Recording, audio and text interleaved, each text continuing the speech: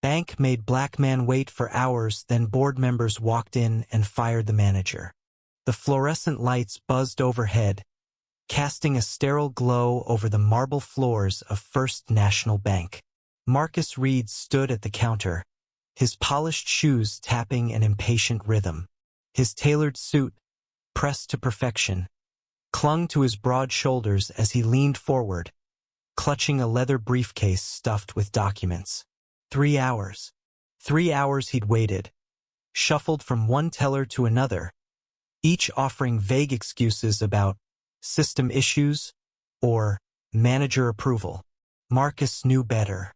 The sidelong glances, the hushed whispers behind the glass, seen it all before.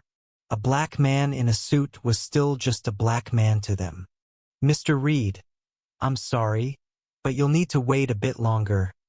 The teller, a young woman with a tight smile, said without meeting his eyes. Marcus exhaled sharply, his jaw tightening. He'd come to secure a loan for his nonprofit, a community center for at-risk youth in Oakland. The paperwork was flawless, his credit impeccable. Yet here he was, reduced to a number in a queue that never seemed to move. Across the lobby, branch manager Karen Holt sipped coffee at her desk, her blonde bob swaying as she laughed with a colleague. Marcus caught her glance, a fleeting, dismissive look that stung like a slap. He'd overheard her earlier, muttering about people who think they belong here. The words burned in his chest, fueling a quiet rage he fought to contain. He wasn't here to beg. He was here to build something bigger than their prejudice. As the clock ticked past noon, the lobby grew restless. Customers grumbled, but none dared approach Karen, whose authority hung like a storm cloud. Marcus, however, had had enough. He strode to her desk, his voice steady but laced with steel.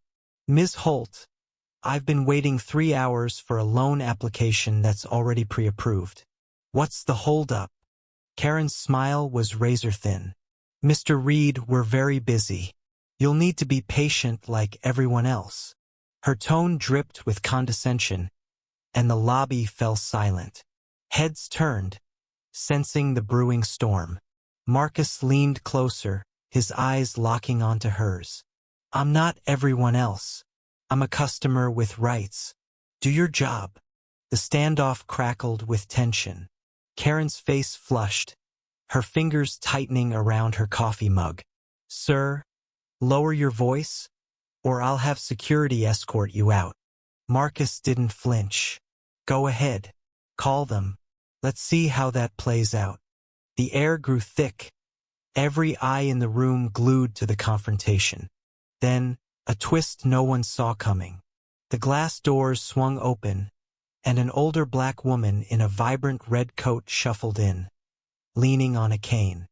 Her presence seemed unremarkable at first, but her sharp eyes scanned the scene with quiet authority. She was Evelyn Carter, a retired schoolteacher and longtime bank customer and, unbeknownst to Karen, a silent observer of the branch's growing reputation for bias. Evelyn had been in the lobby earlier, unnoticed, watching Marcus's ordeal unfold. She'd slipped out to make a call, and now she was back, her face set with purpose. "Excuse me," Evelyn said, her voice cutting through the silence. She hobbled to the counter, drawing curious glances. "I've been banking here for 40 years, and I've never seen such disrespect." She pointed her cane at Karen. "This man deserves service, not scorn. And I'm not the only one who thinks so." Karen blinked, caught off guard. But before she could respond, the doors opened again. 2 figures entered, their tailored coats and briefcases announcing power. The board members, Claren Gwynn and David Patel, strode in, their faces grim.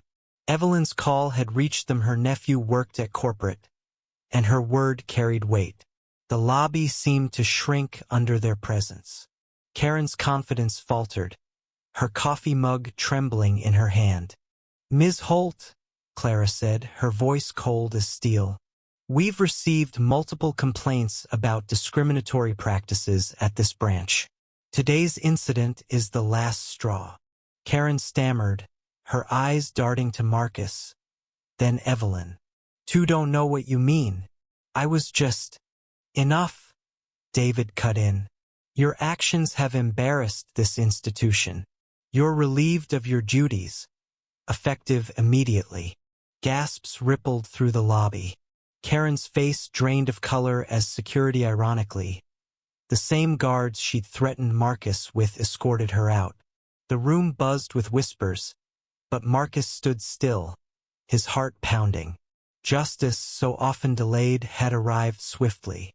Clara approached Marcus, her expression softening. "Mr. Reed, I apologize for what you endured.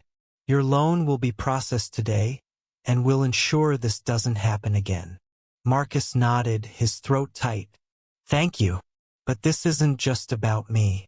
It's about everyone who walks through those doors." Evelyn, still by the counter, smiled faintly.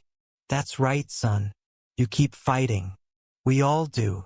Her words lingered, a reminder of the quiet warriors who shift the tide. Marcus glanced at the wooden suggestion box near the tellers, where someone had taped a handwritten note. "Justice delayed is justice denied," a story of courage. It was Evelyn's doing, he realized, a small act of defiance that had sparked a reckoning. As Marcus left the bank, loan approved and briefcase lighter, he passed a young black teller, Jamal, who'd watched the scene unfold.